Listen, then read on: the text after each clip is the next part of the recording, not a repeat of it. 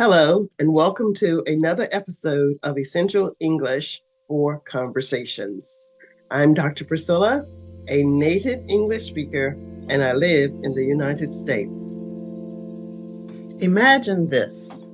You've just eaten the last slice of cake, knowing full well it was set aside for someone else.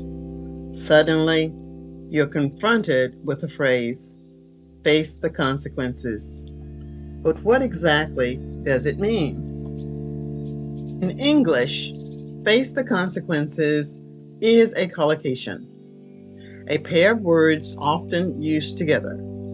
It implies accepting the inevitable results or repercussions of one's actions. In this cake scenario, if someone discovers what you've done, you might have to face the consequences, which could mean anything from an angry lecture to not getting dessert next time. Let's explore for a moment. You stayed up all night watching movies, ignoring your looming exam on tomorrow.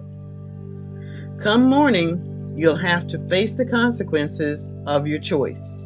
A difficult test with little preparation. So remember, whenever you make a decision, consider if you're ready to face the consequences. It's a powerful phrase, a reminder of our actions and their potential impact.